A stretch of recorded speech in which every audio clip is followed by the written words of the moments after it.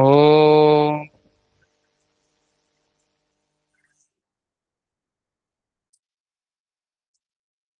ఓం సహనావవతు సహనౌ భునక్తు సహ వీర్యం కరవావహై తేజస్వినావదీతమస్తు మా విద్విషావహై. ఓం శాంతి శాంతి శాంతి.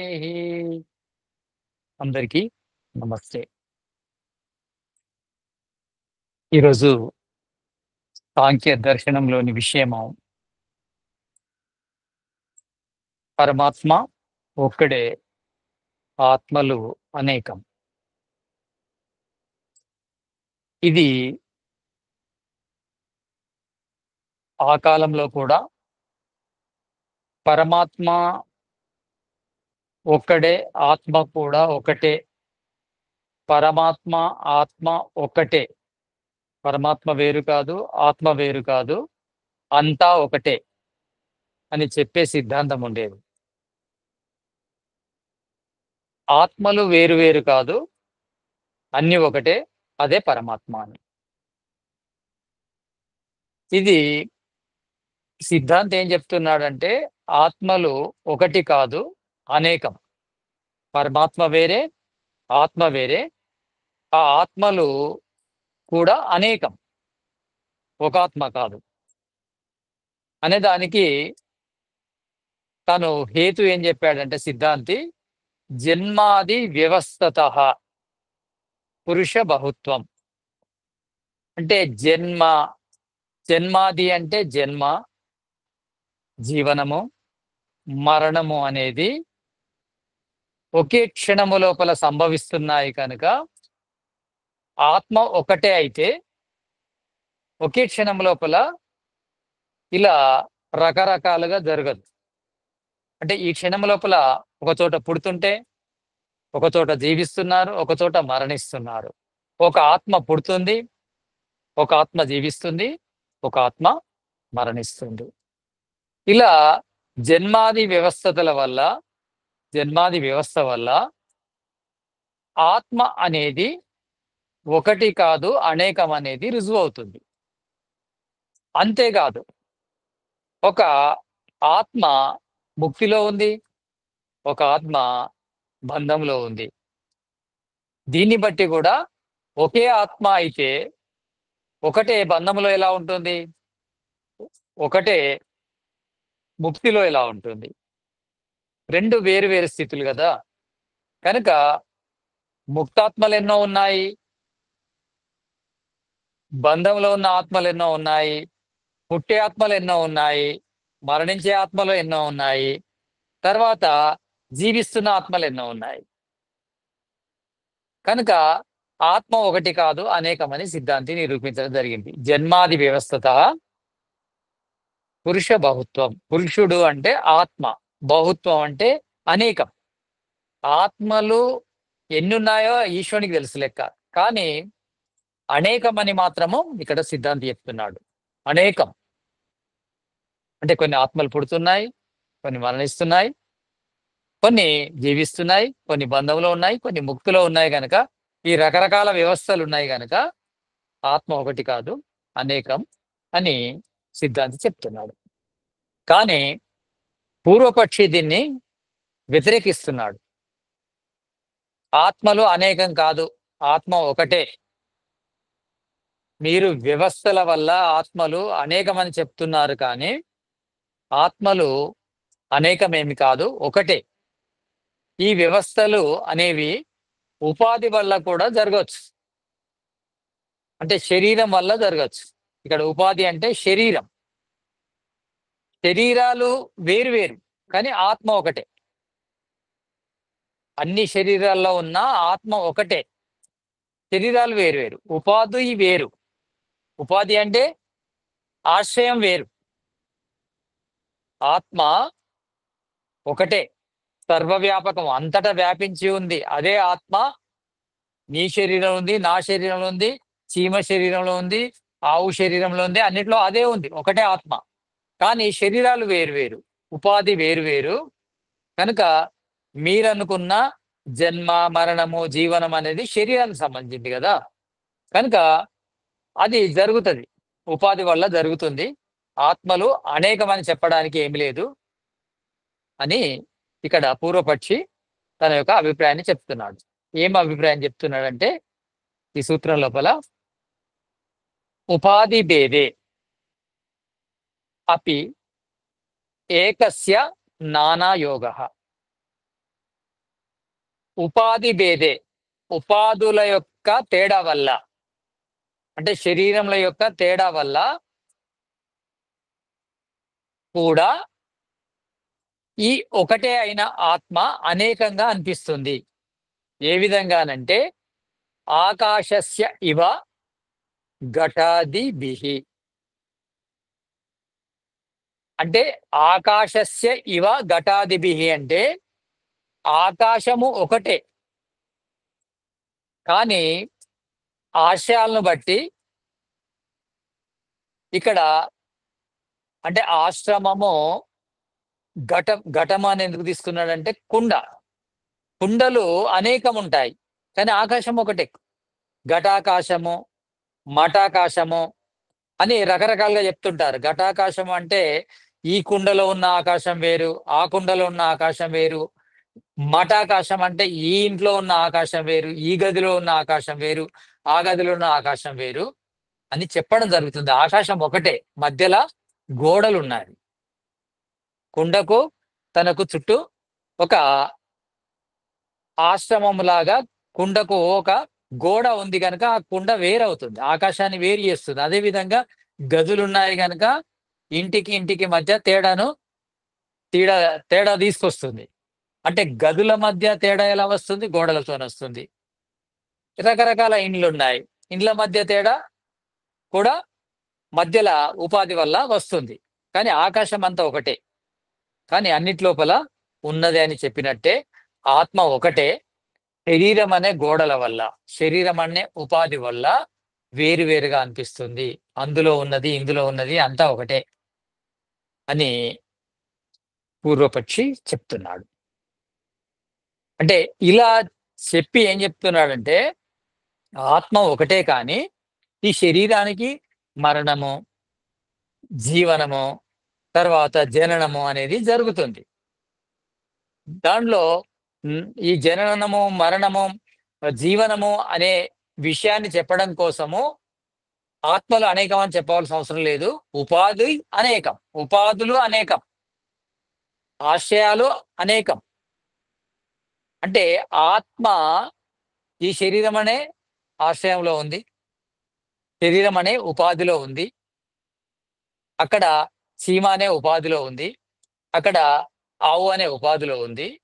అంటే ఉపాధి వేరు. అంటే శరీరము యొక్క తేడా వల్ల మనకు అనేకం అనిపిస్తుంది. కానీ ఆత్మ ఒకటే అని ఈ సిద్ధాంతం ద్వారా చెప్పింది. ఏ విధంగానైతే ఆకాశం ఒకటే కదా! ఈ కుండలో ఆకాశము, ఆ ఇంటిలో ఆకాశము, ఈ గదిలో ఆకాశం అని ఎలా తేడాలు చెప్తున్నామో అంతే ఉపాధి తేడా వల్లనే ఆత్మ అనేకమని అనిపిస్తుంది అని పూర్వపక్షి చెప్పడం జరిగింది. అంతేకాకుండా ఏం చెప్తున్నానంటే ఉపాధి విద్యతే. ఇంకో సూత్రం ద్వారా ఏం చెప్తాడు? ఉపాధి విద్యతే నతు తద్వాన్. ఉపాధిల తేడా వల్ల మనకు లోపల ఆత్మ తేడా లేదు, కానీ తేడా అనిపిస్తుంది. నతు తద్వాన్ అంటే ఉపాధితో కూడినది వేరు అనేది కాదు. ఉపాధి మాత్రమే వేరు. మనకు ఉపాధి వల్ల ఉపాధిలో ఉన్నది కూడా వేరు అనిపిస్తుంది. ఈ శరీరం వల్ల శరీరంలో ఉన్న ఆత్మ వేరు అనిపిస్తుంది. ఆ శరీరం వల్ల ఆ శరీరంలో ఉన్న ఆత్మ వేరు అనిపిస్తుంది. రకరకాల జాతులు, రకరకాల దేహాల వల్ల ఆత్మ రకరకాల అనిపిస్తుంది. కానీ అది కేవలము శరీరము, ఉపాధి వల్ల తేడానే. ఉపాధి విద్యతే, ఉపాధిలో తేడానే. విద్యతే అంటే తేడానే. నతు తద్వాన్, లోపలున్న ఆత్మ తేడా కాదు, ఆత్మ ఒకటే అని పూర్వపక్షి ఇంకొక సూత్రం ద్వారా తనను తాను బలపరుచుకుంటున్నాడు. ఏ ఏ ఏ విషయాన్ని బలపరుచుకుంటున్నాడు? ఆత్మ ఒకటే అనే దాన్ని నిరూపిస్తున్నాడు. సిద్ధాంతం ఏమన్నాడు? ఆత్మ ఒకటి కాదు అనేకం అన్నాడు. కానీ పూర్వపక్షి ఏమంటాడు, ఆత్మ ఒకటే, ఉపాధుల తేడా వల్ల మనకు అనేకం అనిపిస్తుంది అని చెప్పడం జరిగింది. అప్పుడు సిద్ధాంతం ఏం చెప్తున్నాడంటే, ఏవం ఏకత్వేన, ఒకవేళ ఒకటే అనుకున్నా, పరివర్తమానస్య నా విరుద్ధ ధర్మాధ్యాస. ఏవం ఏకత్వేనంటే మీరు అనుకున్నట్టు ఒకటే అనుకున్నా, పరివర్తమానస్య ఆత్మ లోపల తేడా వస్తుంది. విరుద్ధ ధర్మాధ్యాస, విరుద్ధమైన ధర్మాలు కనిపిస్తుంటాయి. ఒక ఆత్మ బాధపడుతుంది, ఒక ఆత్మ సంతోషపడుతుంది, ఒక ఆత్మ రోగిగా ఉంది, ఒక ఆత్మ ఆరోగ్యంగా ఉంది, ఒక ఆత్మ బంధములో ఉంది, ఒక ఆత్మ ముక్తిలో ఉంది, ఒక ఆత్మ మరణిస్తుంది, ఒక ఆత్మ పుడుతుంది, ఒక ఆత్మ జీవిస్తుంది. ఇన్ని రకాల తేడాలు, ఈ ధర్మాల లోపల తేడాలు ఉన్నాయి గనుక మీరన్నట్టు ఒక ఆత్మ అయితే ఇవి సాధ్యం కావు. మీరు ఉపాధి శరీరం తేడా అంటున్నారు కానీ లోపలున్న ఆత్మ, ఒక ఆత్మ బాధపడుతుంది, ఒక ఆత్మ సుఖిస్తుంది, ఒక ఆత్మ ఆరోగ్యంగా ఉంది, ఒక ఆత్మ అనారోగ్యంగా ఉంది, ఒక ఆత్మ బంధంలో ఉంది, ఒక ఆత్మ ముక్తిలో ఉంది. నేను ముక్తిలో ఉన్నాను అనుకుంటుంది ఒక ఆత్మ, ఒక ఆత్మ నేను బంధంలో ఉన్నాను అనుకుంటుంది, ఒక ఆత్మ నేను సుఖిని అనుకుంటుంది, ఒక ఆత్మ నేను దుఃఖిని అనుకుంటుంది, ఒక ఆత్మ నేను రోగిని అనుకుంటుంది, ఒక ఆత్మ నేను ఆరోగ్యవంతుని అనుకుంటుంది. ఎలా అనుకుంటుంది? ఎలా? ఆత్మ వేరు వేరు కాకుంటే అలా అనుకోవడానికి వీల్లేదు. ఒకే ఆత్మ అయితే, ఒకే ఆత్మ రకరకాల విరుద్ధ ధర్మాధ్యాస, రకరకాల విరుద్ధ ధర్మాలున్నాయి. ఇలా సుఖము దుఃఖము విరుద్ధమైంది, బంధము మోక్షం విరుద్ధమైంది, రోగము ఆరోగ్యము విరుద్ధమైనవి. ఒకే ఆత్మ అయితే ఈ విరుద్ధమైన భావాలను ఎలా పొందగలదు? ఉపాధి తేడా వల్ల అని మీరు అంటున్నారు కానీ, ఈ ఫీలింగ్, ఈ భావము, ఈ భోగం అనేది ఆత్మకు తేడాగా ఉంది కదా. వ్యతిరేకమైన భావాలు ఉన్నాయి కదా, ఈ వ్యతిరేకమైన భోగం ఉంది కదా, ఎలా అని పూర్వపక్షి అడుగుతున్నాడు. అంతేకాదు, పూర్వపక్షి ఇంకొక సూత్రం ద్వారా ఏం చెప్తారు, అన్యధర్మత్వేపి, ఒకవేళ మీరు ఈ ఫీలింగ్స్ కూడా, ఈ భావం కూడా, ఈ భోగం కూడా ఉపాధిదే అనుకుంటే, అన్ ఒకవేళ మీరు ఈ ఫీలింగ్స్ అంటే ఫీలింగ్స్ ఆత్మయి కాదు, ఉపాధియే, శరీరానికే ఫీలింగ్స్ అని మీరు అంటే, ఒకవేళ అన్యధర్మత్వేపి నారోపాత్ తత్సిద్ధి ఏకత్వాత్. అన్యధర్మత్వేపి, ఒకవేళ ఇవి అన్ని ఉపాధియే, శరీరానియ ధర్మాలని మీరు అనుకుంటే, భోగించేది అనేది ఆత్మ అని ఉంది. చిదావసానో భోగ, భోగం అనుభవించే సామర్థ్యము ఈ ఉపాధి అయిన శరీరానికి లేదు. శరీరానికి భోగించే సామర్థ్యం లేదు, భోగాన్నిచ్చే శక్తి ఉంది, కానీ భోగించే సామర్థ్యము ఆత్మకు మాత్రమే ఉంది. చిదావసాన భోగ, భోగాన్ని అనుభవించేది, భోగం చేరుకునేది, భోగము ఆగిపోయేది ఎక్కడ? ఆత్మ లోపలనే. కానీ ఇది మీరు ఉపాధి అంటే ఉపాధికే ఉంది అంతే, ఆత్మకు లేనట్టే, ఆత్మకి ఏ ఫీలింగ్ లేనట్టే మరి.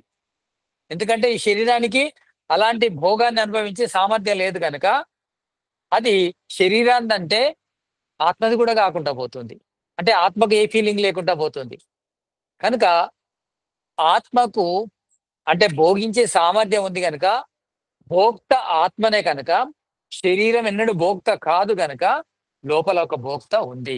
ఆ భోక్త ఒకటే అయితే, ఒక దగ్గర సుఖంగా ఉన్నానని, ఒక దగ్గర దుఃఖంగా ఉన్నానని, ఒక దగ్గర మోక్షంలో ఉన్నానని, ఒక దగ్గర బంధంలో ఉన్నానని, ఒక దగ్గర ఆరోగ్యంగా ఉన్నానని, ఒక దగ్గర అనారోగ్యంగా ఉన్నాననే ఫీలింగ్స్ దేనికి తెలుస్తాయి? ఆత్మకి తెలుస్తాయి కదా. ఆత్మకు తెలవాలంటే ఆత్మలు వేరు వేరుగా ఉండాలి. ఒకే ఆత్మ అయితే ఒకే ఆత్మ లోపల విరుద్ధమైన ఫీలింగ్స్ భోగించడము వీలు కాదు. విరుద్ధమైన భావనలు, విరుద్ధమైన భోగము ఒకే ఆత్మలో అసాధ్యం. కనుక ఆత్మలు అనేకము అని సిద్ధాంతి చెప్పడం జరిగింది.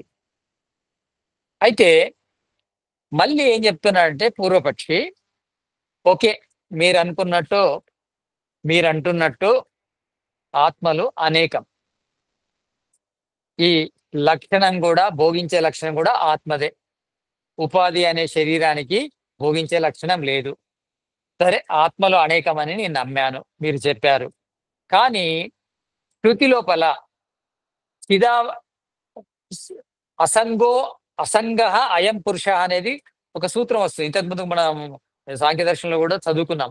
అసంగో అసంగ అయం పురుష ఇది అని. ఇక్కడ పురుషుడు అంటే ఆత్మ. ఆత్మ అసంగం అంటే ఈ ప్రకృతితో సంబంధం లేకుండా ఉంది అని మీరు అనడం జరిగింది. శృతి లోపల ఉంది. ఈ సాంఖ్య దర్శనంలో కూడా చెప్పడం జరిగింది. అంటే ఇక్కడ ఏకవచనం ఉంది. అసంగ అయం పురుష అంటే పురుషుడు ప్రకృతితో సంబంధం లేనివాడు అని ఏకవచనం వస్తుంది కదా. మరి ఈ ఏకవచనం ఎలా వచ్చింది? ఆత్మలో అనేకమైతే ఆత్మ ఒకటి అనేది ఈ సూత్రం ద్వారా అసంగ అయం పురుష ఏకవచనం ఉంది అందులోపల. అలా ఎలా సాధ్యమవుతుంది అనేది పూర్వపక్షి మళ్ళొక ఆరోపణ చేస్తున్నాడు. అంటే ఏ విధంగానైనా సిద్ధాంతిని తాను ఆత్మ ఒకటే అనిపించాలని పూర్వపక్షి యొక్క ప్రయత్నం. ఆత్మలో అనేకం కాదు, ఆత్మ ఒకటే. ఎందుకంటే ఈ సిద్ధాంతం ఉంది కదా. ఏ సిద్ధాంతము? బ్రహ్మ నుంచే ఆత్మలు వచ్చాయి, బ్రహ్మలోకి ఆత్మలు వెళ్ళిపోతాయి. బ్రహ్మ వేరు కాదు, ఆత్మ వేరు కాదు. ఇక్కడున్న ఆత్మలన్నీ కూడా వేరు వేరు కాదు, అన్ని ఆత్మలు ఒకటే. అదే బ్రహ్మ నుంచి వచ్చాయి, ఆత్మలన్నీ ఒకటే అనే సిద్ధాంతం ప్రకారము ఇక్కడ పూర్వపక్షి ఆ సిద్ధాంతాన్ని ఆధారంగా తీసుకొని మాట్లాడుతున్నాడు. అంటే శృతి లోపల కూడా మీరు శృతిని అయితే నమ్ముతున్నారు కదా. సాంఖ్య దర్శనకారుడు కపిలుడు శృతిని నమ్ముతాడు కదా. అంటే వేదాన్ని నమ్ముతాడు కదా. వేదాన్ని, ఉపనిషత్తులను, బ్రాహ్మణాలను వీటిని శృతి అంటారు. ఇక మిగతా ఋషి గ్రంథాలన్నింటినీ స్మృతులు అంటారు. మీరైతే శృతిని నమ్ముతారు కదా. అసంగ అయం పురుష అనే సూత్రం వచ్చింది కదా. ఈ సూత్రం ప్రకారము ఇక్కడ పురుషుడు ఒకటే అనేది శృతి చెప్తున్నది. దీనికి మీ యొక్క సమాధానం ఏంటని అడుగుతున్నాడు. ఎవరు? పూర్వపక్షి సిద్ధాంతాన్ని అడుగుతున్నాడు. అప్పుడు సిద్ధాంతం ఏం చెప్తున్నాడంటే, నా అద్వైత శృతి విరోధో జాతి పరత్వాత్. ఇక్కడ అసంగ అయం పురుష అనేది ఏకవచనమే. ఏకవచనము అనేది జాతిలో వాడడం జరిగింది, వ్యక్తిలో వాడడం జరగలేదు. ఇక్కడ మీకు జాతి అంటే వ్యక్తి అంటే తెలియాలి. జాతి అంటే ఏంటంటే ఒకే రకమైన సమూహాన్ని జాతి అంటారు. ఆ సమూహంలో ఉన్న ఒక్కొక్క పార్ట్ను వ్యక్తి అంటారు. ఉదాహరణకి మానవ జాతి అన్నాము. మానవ జాతి అంటే మానవ జాతి అని చెప్పినప్పుడు ఏకవచనంలో చెప్తాం. మానవ జాతి అంటే మానవులందరినీ కలిపి ఏకవచనంలో చెప్తాం. ఎందుకంటే జాతివాచకంగా చెప్తున్నాం కనుక. ఆవు జాతి, గోజాతి అంటాము. గోజాతి అంటే ఒక గోవు కాదు, అనేక గోవులు కలిపి మనము జాతిలా మాట్లాడుతున్నాం కనుక ఏకవచనంలో చెప్తాము. అంటే జాతిని చెప్పేటప్పుడు ఏకవచనంలోనే చెప్తాము, అది వ్యక్తిని చెప్పినప్పుడు కాదు. ఇతడు ఏమన్నాడంటే అసంగ అయం పురుష అంటే ఇక్కడ వ్యక్తిని బట్టి చెప్తున్నారు ఆత్మ ఒకటే అని ఆయనే అన్నాడు పూర్వపక్షి. కానీ సిద్ధాంతం ఏం చెప్తున్నాడంటే అసంగ అయం పురుష అంటే పురుష జాతి గురించి చెప్పారు. ఏకవచనంలోనుంది అది. ఆ వచనం అనేది ఏకవచనంలోనే ఉంది, ఆ వాక్యము ఏకవచనంలోనే ఉంది. కానీ జాతి పరంగా చెప్పారు కనుక ఏకవచనంలో వచ్చింది. అంటే ఆత్మ అనే జాతి అంటే అనేక ఆత్మలు కలిపితే ఆత్మ జాతి అవుతుంది. ఆత్మ జాతి అనేది గురించి చెప్పినప్పుడు, ఆత్మ జాతి గురించి చెప్పినప్పుడు అక్కడ వాక్యాన్ని ఏకవచనంలో తీసుకుంటాము. ఇప్పుడు గోమాతను పూజించవలను అంటారు, ఏకవచనంలో మాట్లాడుతున్నాం. గోమాత అంటే ఒకే ఆవును పూజించాలని అర్థం, గోజాతిని పూజించాలని. గోమాత ప్రపంచానికి చాలా ఉపయోగకరమైనది. ఒకటి చెప్తున్నాం, ఏకవచనంలో చెప్తున్నాం. ఏకవచనంలో ఎందుకు చెప్తున్నాం అంటే అక్కడ జాతి గురించి చెప్తున్నాం కనుక ఏకవచనంలో చెప్తున్నాం. ఆవు పాలు మంచివి అంటాం, అంటే ఒక ఆవు పాలు మంచియా? అన్ని ఆవు పాలు మంచివి. ఆవు జాతికి సంబంధించిన పాలు మంచివి. అంటే జాతి పరంగా చెప్పినప్పుడు ఏకవచనాన్ని వాడతాము. అసంగ అయం పురుష అనేది జాతి పరంగా చెప్పాము కనుక అక్కడ ఏకవచనం వచ్చింది. కానీ ఆత్మలు అనేకమని సిద్ధాంతి చెప్పడం జరిగింది. అంటే ఒక పూర్వపక్షి ఎలా ఉంటాడంటే, అంటే తన యొక్క పక్షాన్ని నిరూపించడం కోసము రకరకాల ప్రయోగాలు చేస్తుంటాడు. ఏ విధంగానైనా గెలవడం కోసం. అంటే వాళ్ళు గెలవడం కోసము, వాళ్ళ పక్షం గెలవడం కోసము ఎవరైతే పనిచేస్తారో దానిని, ఆ విధానాన్ని జల్పం అంటారు. ఇక కొంతమంది ఎలా ఉంటారంటే, వాళ్ళు గెలవడం కోసం గాదు, మనను ఓడించడం కోసం మాట్లాడుతుంటారు. ఆ పద్ధతిని వితండం అంటారు. ఎవరైతే సత్యాన్ని గెలిపించడం కోసం ప్రయత్నం చేస్తారో దానిని వాదము అంటారు. ఇక్కడ ఈ వితండము, జల్పము ఎవరు చేస్తారంటే సత్యపక్షం లేని వారు చేస్తారు. సత్యాన్ని గెలిపించాలనేది కాదు వాళ్ళ ఉద్దేశ్యం. వాళ్ళు గెలవాలన్నా ఉంటుంది, లేదా మనను ఓడించాలన్నా అనే భావమైనా ఉంటుంది. అంటే గెలవాలన్న భావము ఏంటిది? వాళ్ళు గెలవాలన్న భావాన్ని జల్పం అంటారు.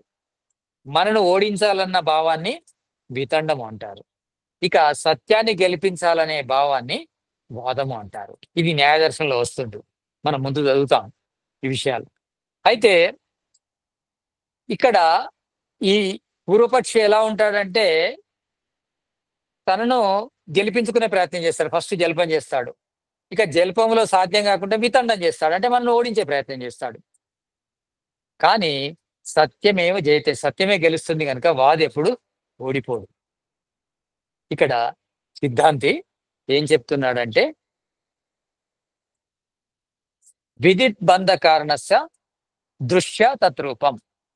ఇక్కడ అసంగో అసంగః అయం పురుషః అనే సూత్రం లోపల 2 విషయాలున్నాయి. పురుషుడు, పురుష జాతి గురించి వచ్చింది. ఓకే. పురుష జాతి లోపల అసంగః అనే విశేషణం వచ్చింది. అంటే పురుషులు ఈ ప్రకృతితోని లిప్తము కారు. అంటే ప్రకృతిలోని సత్వరజో తమో గుణాలతోని లిప్తము కారు అనేది ఈ సూత్రం యొక్క అభిప్రాయం. అసంగః అయం పురుషః. కానీ ప్రపంచంలో, అంటే ఇక్కడ దీని అర్థం ఏంటంటే బంధములో ఉండరు. అసంగః అయం పురుషః అంటే బంధంలో ఉండరు. అంటే ప్రకృతి బంధంలో ఉండరు అనేది ఈ సూత్రం అభిప్రాయం. మరి అందరూ ప్రకృతి బంధంలో లేకుండా లేరు గదా! కొంతమంది ముక్తి పొంది ఉన్నారు. చాలా మంది బంధంలో ఉన్నారు గదా! దానికి ఏం చెప్తున్నాడంటే సిద్ధాంతి, అందరూ ముక్తిలో ఉన్నారని కాదు దీనర్థం. కొంతమంది ముక్తిలో ఉన్నారు, కొంతమంది బంధంలో ఉన్నారు. దీనిని బట్టి కూడా ఏం తెలుస్తుంది అంటే, ఆత్మ ఒకటి కాదు, అనేకం. కొన్ని బంధంలో ఉన్నాయి ఆత్మలు, కొన్ని ముక్తిలో ఉన్నాయి అని సిద్ధాంతి చెప్పినప్పుడు, పూర్వపక్షి అంటున్నాడు, మరి కొన్ని బంధంలో ఎందుకున్నాయి, కొన్ని ముక్తిలో ఎందుకున్నాయి అన్నదానికి ఈ సూత్రం. విదిత్ బంధ కారణస్య. ఎవరైతే బంధాన్ని యొక్క కారణాన్ని విదితము అంటే తెలుసుకుంటారో, తెలుసుకున్న దృష్ట్యా తత్రూపం అసంగః అయం పురుషః అనేది వాళ్లకు పనికొస్తుంది. ఎవరైతే ఈ బంధానికి కారణాన్ని తెలుసుకుంటారో వాళ్ళు మాత్రమే అసంగం అంటే ఈ ప్రకృతి నుంచి విడిపడతారు, ముక్తి నొందుతారు, విముక్తి నొందుతారు. అంటే బంధ కారణాన్ని తెలుసుకుంటేనే బంధం నుంచి విడిపోయి మనము కైవల్య స్థితిని పొందుతాం, కేవలం అవుతాము. కైవల్యం అంటే ఏంటి? కేవలం. కేవలం అంటే ఏంటి? ప్రకృతి అనే బంధం నుంచి విడిపడడాన్ని కేవలం అంటారు. దాన్నే కైవల్యం అంటారు. ఆ కైవల్యాన్నే అసంగః అయం పురుషః అంటారు. ఆ కైవల్యం పొందిన వాళ్ళను అసంగః అయం పురుషః అంటారు. కనుక ఇక్కడ ఎవరైతే వివేక జ్ఞానాన్ని పొందుతారో, బంధానికి కారణము ఏంటిది? అవివేకం. అవివేకం పోవాలంటే వివేక జ్ఞానాన్ని పొందాలి. వివేక జ్ఞానాన్ని ఎవరైతే పొందుతారో వాళ్ళు మాత్రమే కైవల్యాన్ని పొందుతారు, కేవలం అవుతారు, అసంగం అవుతారు అనేది సిద్ధాంతి చెప్పడం జరిగింది. అయితే మళ్ళీ పూర్వపక్షం ఏమంటున్నాడంటే, మరి కొంతమంది ఎందుకో ఆ వివేక జ్ఞానం వస్తది. అవివేకం నుంచి తొలగిపోతారు. అందరెందుకు తొలగిపోరు? తొలగిపోతే అందరూ తొలగిపోవాలి మళ్ళీ. ఎట్లా మాట్లాడుతున్నాడంటే, ఉంటే అందరూ బంధంలో ఉండాలి. కొంతమంది ఎందుకుంటారు? వివేకం అనేది కొంతమందికి ఎందుకొస్తుంది? అవివేకము నుంచి కొంతమందే దూరం ఎలా అవుతారు బంధం నుంచి అనేది పూర్వపక్షి సిద్ధాంతిని అడుగుతున్నాడు. కొంతమంది మీరు బంధంలో ఉన్నారంటున్నారు. కొంతమంది మోక్షంలో ఉన్నారంటున్నారు. మోక్షంలో ఉండడానికి కారణము ఎవరైతే బంధానికి కారణం తెలుసుకుంటారో వాళ్ళు ఆ వివేక జ్ఞానాన్ని పొంది, అవివేకం నుంచి దూరం అయిపోయి మోక్షాన్ని పొందుతా ఉంటున్నారు. అందరికి ఎందుకది సాధ్యం కావట్లేదు? అందరెందుకు అవివేకం నుంచి దూరమై వివేకాన్ని పొంది మోక్షాన్ని పొందట్లేదు అని పూర్వపక్షి అడుగుతున్నాడు. అంతేకాదు, ఉంటే అందరూ బంధంలోనే ఉండాలి. ఉంటే అందరూ మోక్షంలోనే ఉండాలి. కనుక అందరూ మోక్షంలో ఉన్నారని నమ్మండి.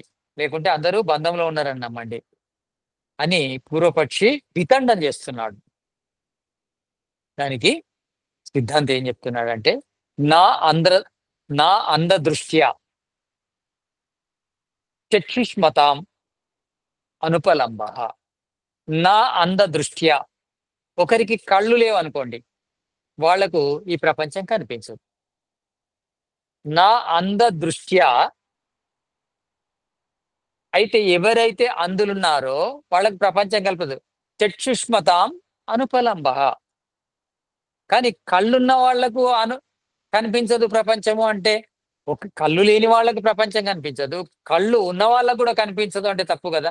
ఎవరైతే వివేక జ్ఞానం పొందుతారో వాళ్ళు ముక్తిని పొందుతారు గానీ, వివేక జ్ఞానం పొందని వాళ్ళు కూడా ముక్తిని పొందలేరు.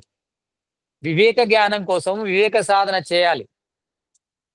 అంటే అవివేకం వల్ల బంధం వచ్చిందని తెలుసుకొని, ఆ బంధాన్ని తొలగించుకోవాలంటే వివేక జ్ఞానం రావాలని, వివేక జ్ఞానం కోసం ఎవరైతే సాధన చేస్తారో వాళ్ళు ముక్తిని పొందుతారు కానీ, అందరూ ముక్తిని పొందరు.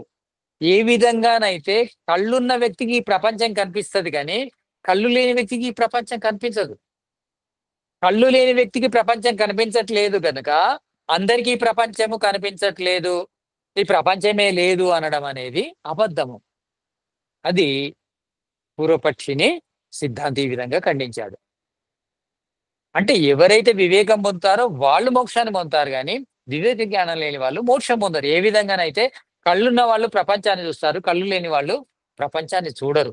అంటే ఏ విధంగానైతే కళ్ళు లేని వాళ్ళకి ఈ ప్రపంచము కనిపించదో, లేదో అందరికీ లేకుండా పోదు, కనిపించకుండా ఉండదు.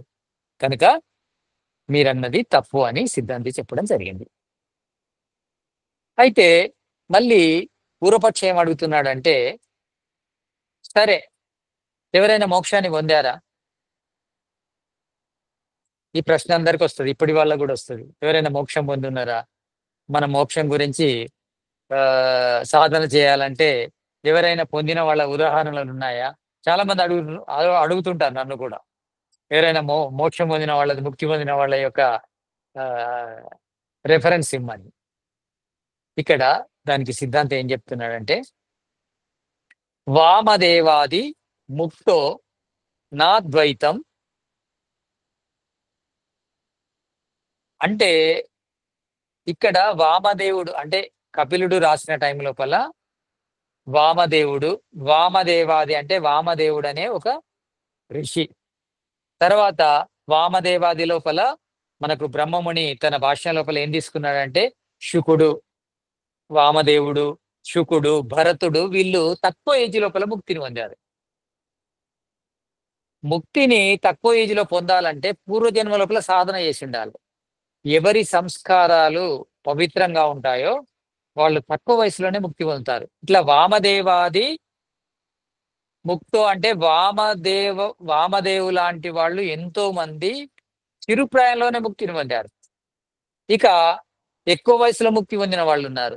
అలా చాలా మంది అంటే ఇక్కడ ఋషి చెప్పేది ఏంటంటే చాలా మంది ముక్తిని పొందారు. ముక్తిని పొందడమే కాదు, చిన్న వయసులో ముక్తిని పొందిన వాళ్ళు కూడా ఉన్నారు. వామదేవుడు, శుకుడు, భరతుడు వీళ్ళంతా కూడా చిన్న వయసులోనే ముక్తిని పొందారు. కనుక వాళ్ళు ముక్తిని పొందారు. కానీ మనం ముక్తిని పొందలేదు.